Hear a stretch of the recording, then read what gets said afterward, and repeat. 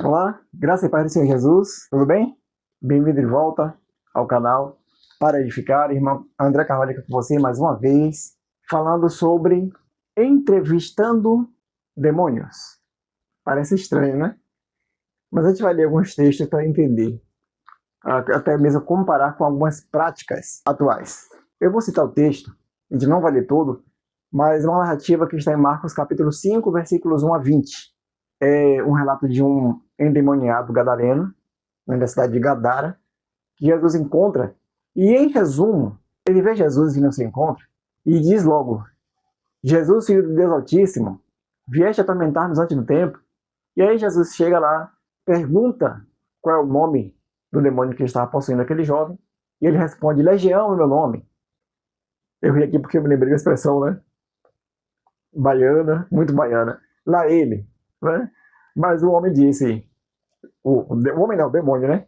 Os demônios que estavam nele disseram: Legião é meu nome, porque somos muitos.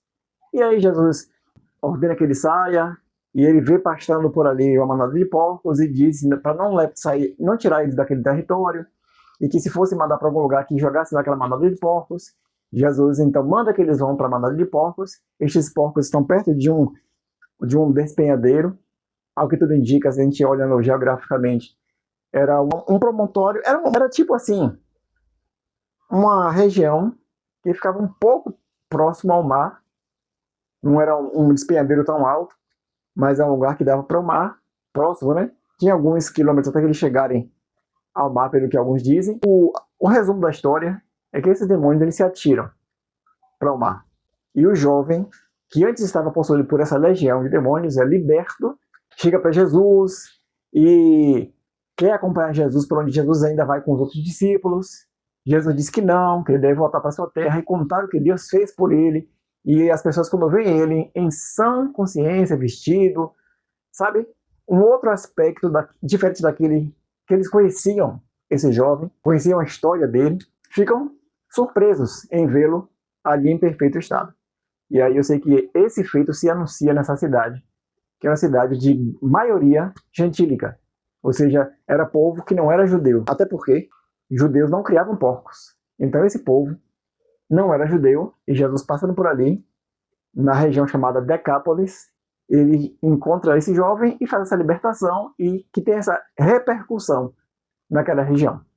Alguns dizem que ali foi somente uma narrativa do escritor para fazer uma alusão a um destacamento de uma das legiões de Roma, não a legião romana, mas uma certa legião, que tinha como símbolo, ou estandarte, um porco, e ali tudo era figurado. Eu penso que o fato aconteceu. Pode ter tido uma relação em toda essa narrativa como um simbolismo? Pode. Mas o fato é que esse jovem foi liberto, o fato é que pessoas o reconheceram, viram como ele estava depois do ato de libertação de Jesus.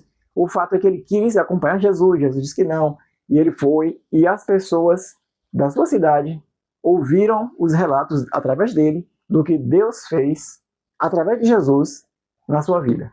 Então houve uma libertação.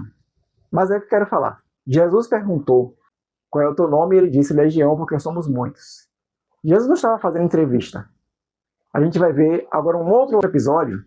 Eu vou ler somente um versículo, que é Mateus 17, 21. E em resumo da história, tinha um jovem. Algumas bíblias vão dizer que era um jovem lunático, outros vão dizer que era um jovem que teve uma espécie de epilepsia. Estava tendo uma confusão, né? Ali os discípulos tentando expulsar, não conseguia. Muitas pessoas estavam tentando fazer essa obra de libertação, ninguém conseguia.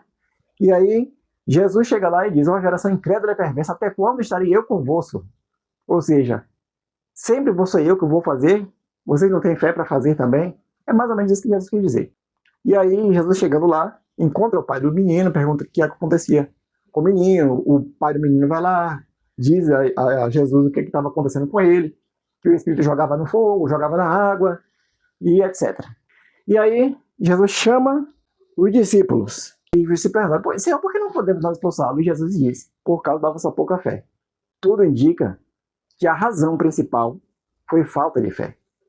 E aí ele diz: esta casta não se expulsa senão com oração e jejum. E Jesus faz a libertação, E aí termina um final feliz essa história. O que eu quero chamar a atenção aqui é o seguinte. No primeiro episódio, em Marcos, o endemoniado estava com uma legião de demônios. Era uma quantidade grande. Não dá para simplesmente também fazer um paralelo, né? Quantos soldados tinham na legião romana? Então era essa mesma quantidade que tinha os demônios. Não sei se precisamos fazer esse tipo de conta, mas é fato que ele tinha muitos espíritos dentro do corpo dele, aquele jovem. Aqui não fala de quantidade, não fala em número. Casta não é mesmo que legião. Tem gente que faz esse tipo de confusão. Eu recomendo que você pegue um dicionário, vá lá, faça esse esforço. Pegue um dicionário, pesquise a palavra casta. Você vai ver que vai ter classe, tipo, espécie.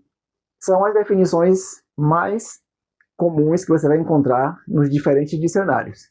Casta não é quantidade. Casta é espécie ou tipo. Só isso. Então, lá em Marcos, legião é uma coisa. Aqui em Mateus, com esse jovem, casta é outra coisa. Tem gente que diz assim, fui fazer a libertação e tinha uma casta. Como se fosse uma quantidade grande de demônios. Não é isso que Jesus falou aqui.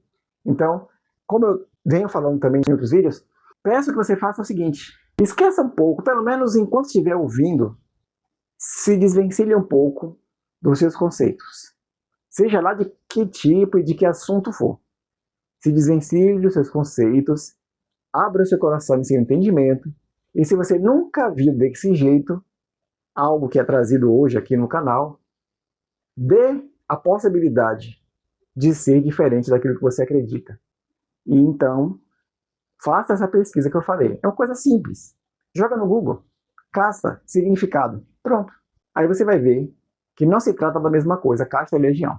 Mas o assunto é sobre essa questão da entrevista. Lá, a primeira carta de João, capítulo 4, versículo 1 a 6. Esse texto de João é um texto mal compreendido por algumas pessoas. Aqui, ele está falando de uma batalha, mas que não é esse tipo de batalha espiritual que tem sido difundida ultimamente, mas é outro tipo de luta que ele fala. Vamos ver aqui, ele diz assim, amados, não creiais em todo espírito, mas provai se os espíritos vêm de Deus, porque já muitos falsos profetas têm surgido no mundo. Preste atenção em algumas palavras. Falsos profetas. Nisto conhecereis o Espírito de Deus. Todo espírito que confessa que Jesus Cristo veio em carne é de Deus, mas todo espírito que não confessa a Jesus não é de Deus. Esse é o espírito do anticristo, do qual já ouvistes que há de vir, e agora já está no mundo. Filhinhos, vós sois de Deus, e já os vencestes. Vencestes a quem? Aos falsos profetas. Porque maior que está em vós do que o que está no mundo. Eles são do mundo. Quem? Os falsos profetas. Por isso falam do mundo, e o mundo os ouve. Nós somos de Deus, e quem conhece a Deus nos ouve, mas aquele que não é de Deus não nos ouve. Nisto reconhecemos o espírito da verdade e o espírito do erro. Eu pretendo falar em outro momento sobre as armas da nossa milícia, para esclarecer também outro texto que é mal compreendido. Mas aqui, se tratando dessa questão de entrevista, a gente já viu alguns espetáculos bizarros em algumas pseudo-igrejas que têm seus programas na internet, na TV principalmente, fazendo entrevista com o demônio. Aí a pessoa chega lá, com as mãos para trás, como se estivessem amarrados espiritualmente, né, como se estivesse com as cadeias e grilhões espirituais. Chega lá com aquela voz típica, e aí o entrevistador pergunta qual é o nome dele, pergunta o que ele foi fazer. Com certeza muita gente vai lembrar daquela passagem de João, que já foi esclarecido nesse canal. O texto de João não está falando que o diabo veio para matar, roubar e destruir. Há outro sentido, e eu recomendo que você assista ao vídeo para entender. Então, faz esse tipo de coisa para atrair pessoas que vão ali, não é para ouvir a palavra de Deus, não é para se aprofundar nas escrituras, crescer espiritualmente. São pessoas que vão atrás de bênçãos, de milagres e prosperidade financeira. E aí fazem uma série de espetáculo, uma série de encenação para tentar convencer o público de que ali está acontecendo um processo de libertação. Porque, na verdade, é uma estratégia de marketing para atrair e manter as pessoas nesse tipo de manipulação e controle em que as pessoas não se aprofundam na palavra, não crescem espiritualmente, vão somente atrás de bênçãos, vão somente atrás de cura, vão somente atrás de riquezas, mas não vão ao Senhor Jesus pelo motivo certo. E essa questão de entrevista, não existe amparo bíblico para isso.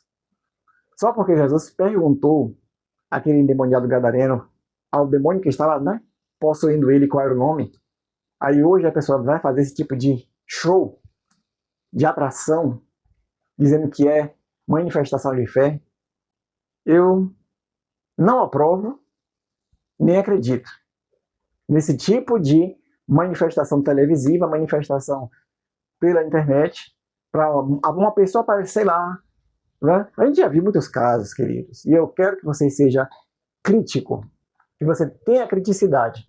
Muitos casos em que pessoas várias vezes aparecem nesses cultos, em cada ocasião é uma questão diferente. As pessoas que aparecem repetidas vezes em alguns desses eventos. E com certeza, se procurar na internet, você vai ver. Esse charlatanismo em que pessoas aparecem e chegam lá dizendo que que tinha uma coisa e agora é outra, ou que teve uma doença, foi curado, aí em outro dia vai lá dizer que estava com isso e aquilo outro. Será que não é tudo armado? Será que não é tudo encenação? Será que as pessoas não ganham alguma coisa para fazer esse tipo de teatro? Para responder ao entrevistador, para convencer as pessoas como se ali estivesse realmente acontecendo algo genuíno. Então eu peço que você tome muito cuidado, entenda o texto bíblico. Eu falei de João, nós lemos essa passagem de João. João não está falando para provar o Espírito e dizer, olha, você confessa que Jesus Cristo veio em carne, aí a pessoa lá endemoniada vai dizer, não foi, Jesus veio em Espírito. Aí a pessoa, tá vendo? É demônio. Não. Quando ele fala provar os Espíritos, ele não está tratando de possessão demoníaca. Você vê no começo do capítulo, está falando de falsos profetas. Então quando ele diz que todo Espírito que confessa que Jesus Cristo veio em carne é de Deus, não está falando do Espírito no sentido que a gente entende, né? Espiritual mesmo, de possessão, de opressão, coisa parecida. Ele somente está tratando de doutrinas que são estranhas e que na época dele já tinha esse tipo de diversidade de doutrinas estranhas e que não reconheciam a humanidade de Jesus. Não reconheciam que Jesus Cristo veio em carne. E é por causa disso, desse contexto histórico do surgimento de doutrinas, por exemplo, o gnosticismo e seus desdobramentos, em suas variações, estavam naquele tempo dos apóstolos, e é isso que ele combate quando ele diz para provar os espíritos, não é fazer um teste na hora da expulsão de demônio. Ele estava falando de falsos profetas. Ele diz que já tinha muitos ali que estavam carregando, né, entre aspas, o espírito do anticristo, no sentido de pessoas que estavam fazendo a vontade daquele que é contra Cristo. Então estavam pregando falsas doutrinas, ensinando coisas erradas a respeito de Jesus e negando a sua humanidade. Por isso ele diz que aquele que confessa que Jesus Cristo veio em carne é de Deus. Provar o Espírito nesse sentido. Não era uma fórmula para se usar numa suposta libertação. E tampouco para usar isso, esse e os outros textos, como se fosse uma base para se fazer entrevista. Para entrevistar o demônio que estava na pessoa que ia ser liberta. Então, biblicamente não tem nada disso. Se você vir numa situação de libertação, creia uma coisa: o poder está no nome de Jesus, e não importa o nome de espírito, ele vai sair, se você ordenar que ele saia no nome de Jesus. Assim foi com os apóstolos, assim na história da igreja, assim na atualidade. Basta ordenar que saia em nome de Jesus Cristo. Alguns dão trabalho para sair? Sim. Alguns dão muito trabalho e não saem logo de imediato. Mas não precisa fazer entrevista. É ordenar, é não ficar dando ouvidos, não ficar, como a gente diz, ficar dando corda para ele dizer isso ou aquilo outro, mas simplesmente mandar ele calar a boca, né, o espírito que tiver, ordenar que saia no nome de Jesus e pronto.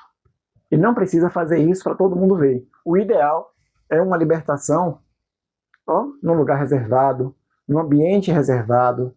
Não precisa fazer isso publicamente, às vezes expõe a pessoa. A pessoa que está ali precisando de uma libertação, muitas vezes fica exposta para todo mundo ver. Isso não é legal. E se você ler o texto, diz assim, e vendo Jesus que a multidão concorria, ou seja, a multidão estava afluindo para o mesmo lugar, estava se direcionando, muita gente se dirigia para aquele lugar onde precisava ser feita a libertação. Quando Jesus percebe isso, Jesus vai logo em ação. Por quê? Porque Jesus não queria espetáculo, Jesus não queria exposição de ninguém. Jesus só foi lá para fazer a obra e libertar a pessoa, o jovem, que é chamado jovem lunático. Então, espero que isso tenha trazido edificação para você, lição para você, encorajamento para você. Ninguém precisa de tropa de elite espiritual para fazer libertação, mas o poder está no nome de Jesus e você foi capacitado a usar o nome de Jesus pela fé e ordenar que saia qualquer espírito que esteja possuindo ou oprimindo alguém que você perceba no seu espírito pelo discernimento dado por Deus, certo? Então, fique com Deus e até o próximo vídeo. Que Deus te abençoe, em nome de Jesus.